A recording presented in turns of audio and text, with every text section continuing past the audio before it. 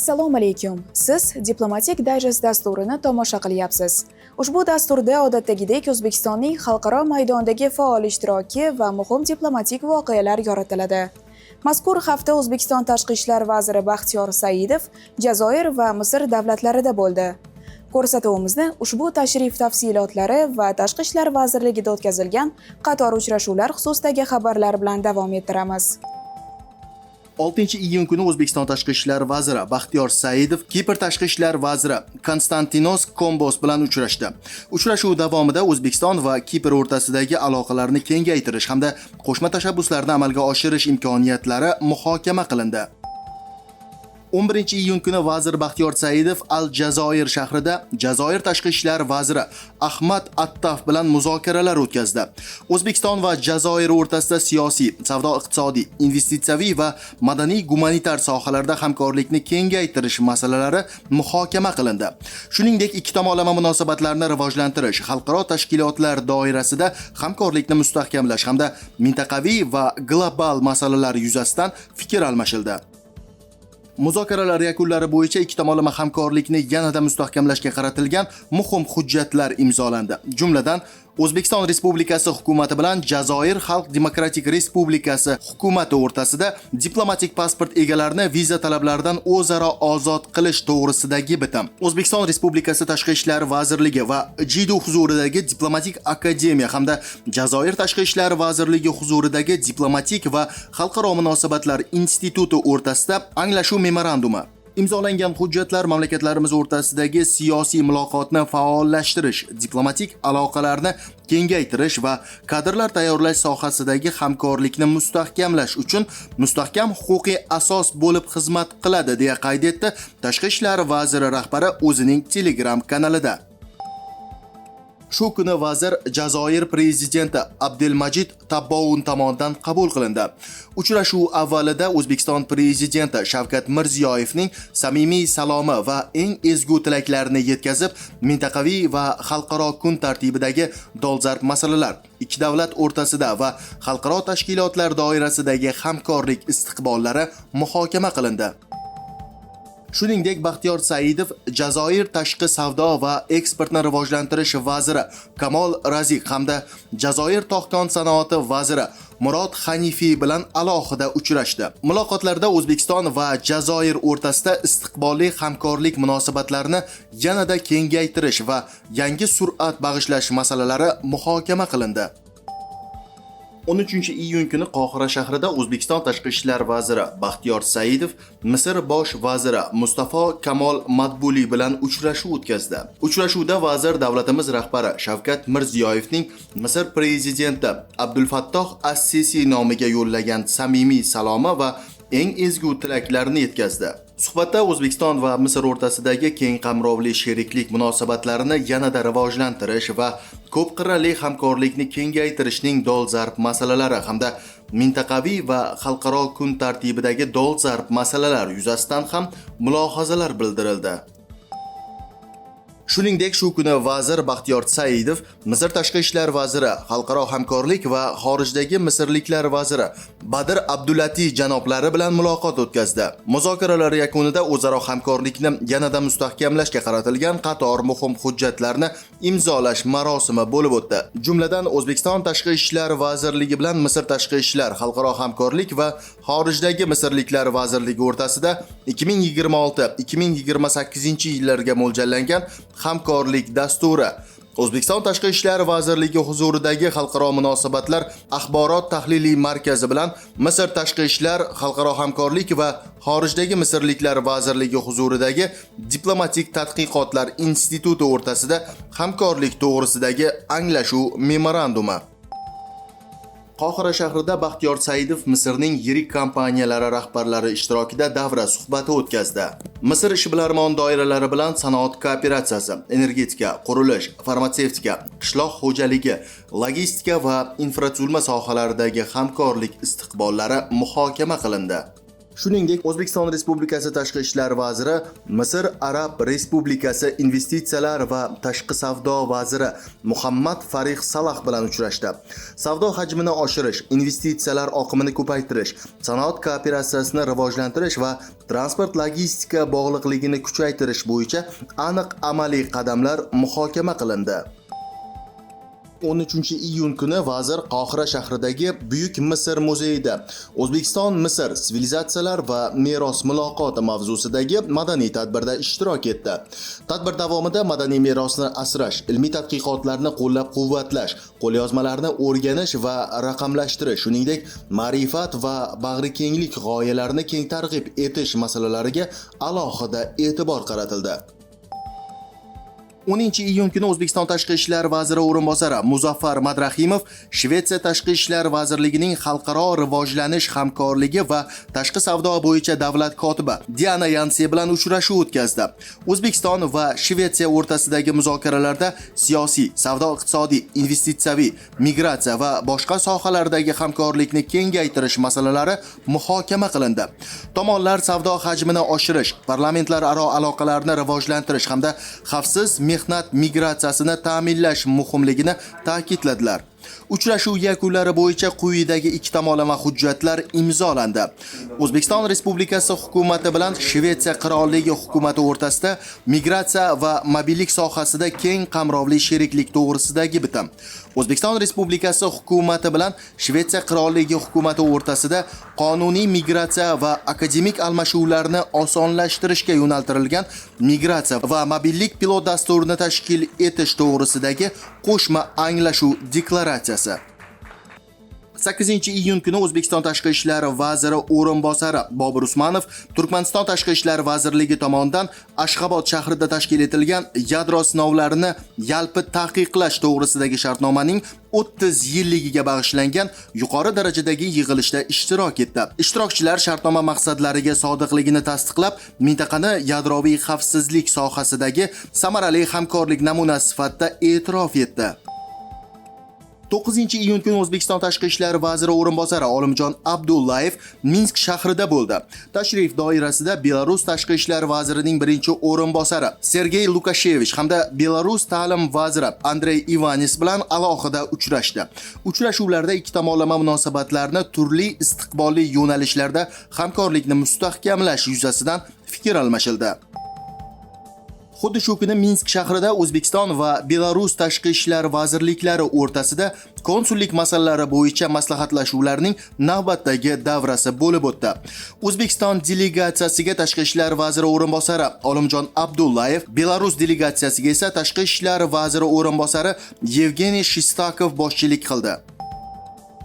Shuningdek, 11-iyun kuni Olimjon Abdullayev Kaliningrad viloyati gubernatori vazifasini bajaruvchi Valeriy Sherin bilan uchrashuv o'tkazdi. Suhbat davomida O'zbekiston va Rossiya o'rtasidagi hamkorlikni yanada kengaytirish, xususan savdo-iqtisodiy va investitsiyaviy aloqalarni rivojlantirish masalalari muhokama qilindi. Shu kunning o'zida Sankt-Peterburg shahrida Olimjon Abdullayev Sankt-Peterburg va Leningrad viloyati hukumatlari rahbariyati, Tashqi aloqalar qo'mitasi, Mehnat va aholini bandlik qo'mitasi hamda boshqa qator ixtisoslashgan tashkilotlar vakillari bilan muzokaralar o'tkazdi. 9-iyun kuni O'zbekiston Tashqi ishlar vaziri o'rinbosari Mirvohid Azimov Indoneziya elchisi Siti Ruhayni Juhayatin bilan uchrashuv o'tkazdi. Muloqot davomida O'zbekiston-Indoneziya ko'p qirrali hamkorligining hozirgi holati va istiqbolli yo'nalishlari muhokama qilindi. 10-iyun kuni Mirvohid Azimov Mo'g'uliston elchisi Dadanxu Batbatar bilan uchrashuv o'tkazdi. Muloqot davomida O'zbekiston-Mo'g'uliston keng qamrovli sheriklik munosabatlarining bugungi kun tartibidagi dolzarb mavzulari muhokama qilindi. 10-iyun kuni O'zbekiston prezidentining Afg'oniston bo'yicha maxsus vakili Ismatullo Ergashev Birlashgan Millatlar Tashkilotining Qochqinlar bo'yicha Oliy komissari boshqarmasining Markaziy Osiyo bo'yicha mintaqaviy vakili Mahir Safarli bilan uchrashdi. Muloqot davomida tomonlar hamkorlikning ustuvor yo'nalishlarini, shuningdek, O'zbekistonning Afg'oniston xalqiga gumanitar va ijtimoiy yordam ko'rsatishdagi rolini muhokama qildi. 8-iyun kuni O'zbekiston Tashqi ishlar vaziri maslahatchisi Munira Aminova Birlashgan Millatlar Tashkiloti taraqqiyot dasturining O'zbekistondagi doimiy vakili Akiko Fuji bilan uchrashuv o'tkazdi. Tomonlar hamkorlikni yanada kengaytirish istiqbollarini muhokama qildi hamda zamonaviy raqamli yechimlarni joriy etish, konsullik xizmatlarini takomillashtirish va innovatsion texnologiyalar sohasidagi hamkorlikni rivojlantirish masalalariga alohida e'tibor qaratdi.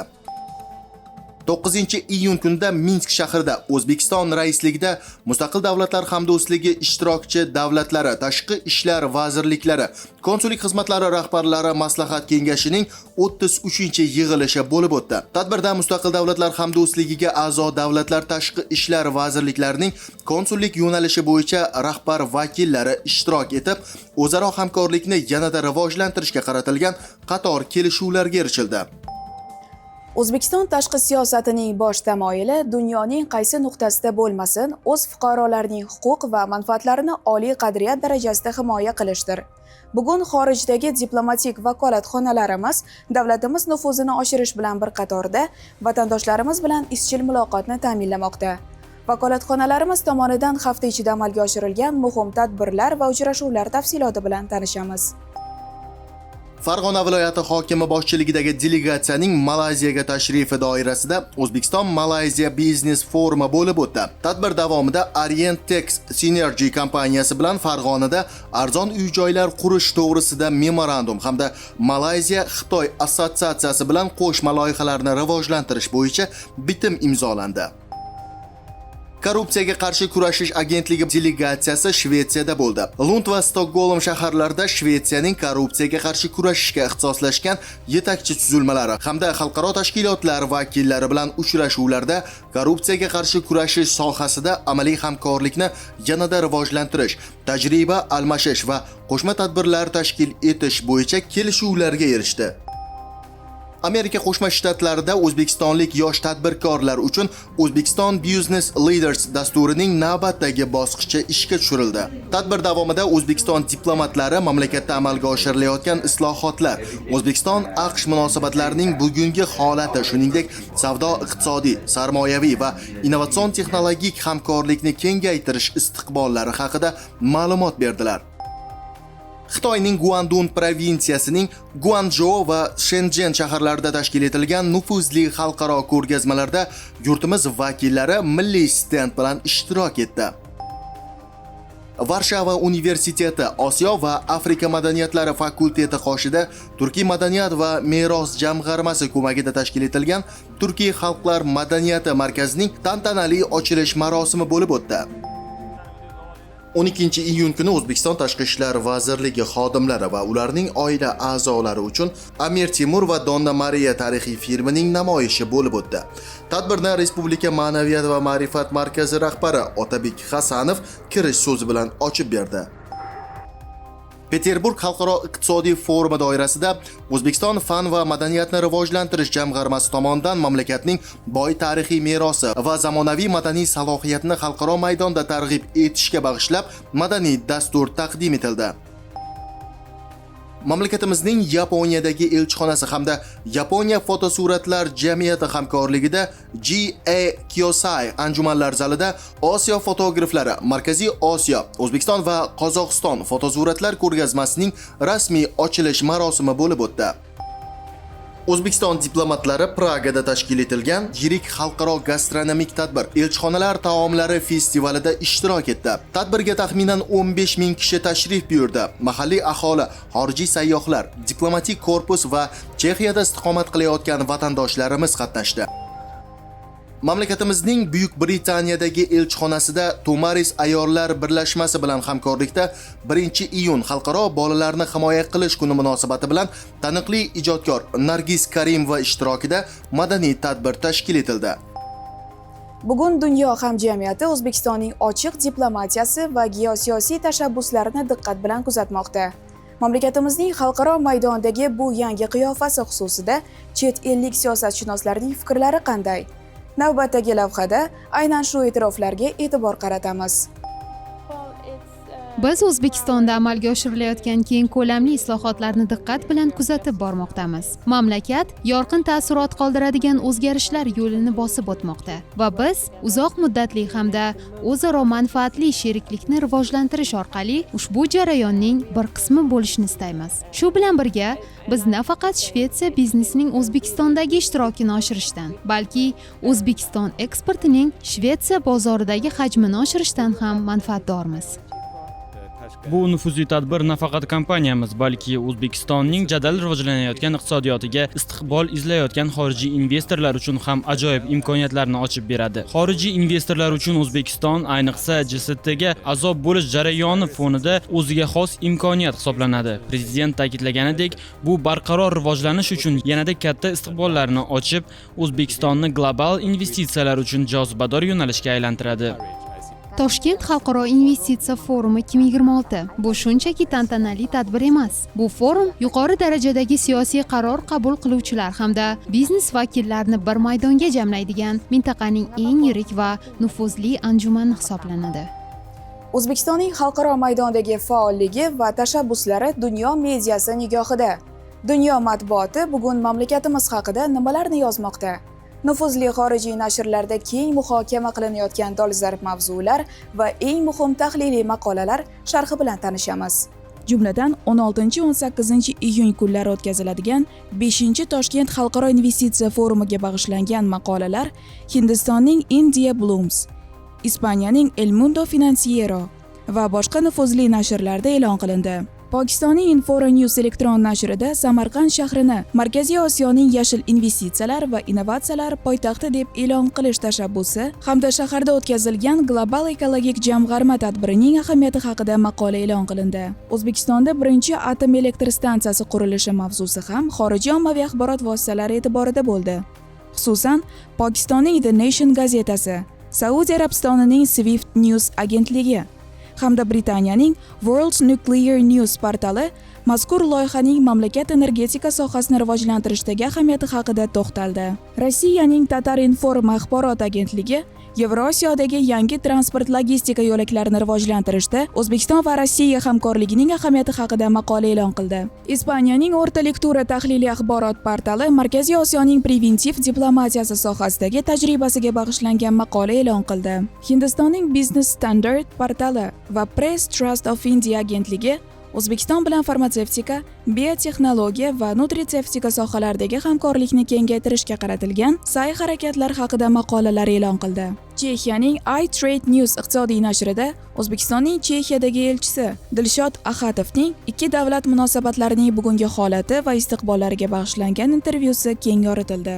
AQShning Markaziy Osiyo va Kavkaz instituti saytida professor Frederik Starning Temuriylar davri madaniyati konteksti haqidagi mulohazalar sarlavhali maqolasi e'lon qilindi.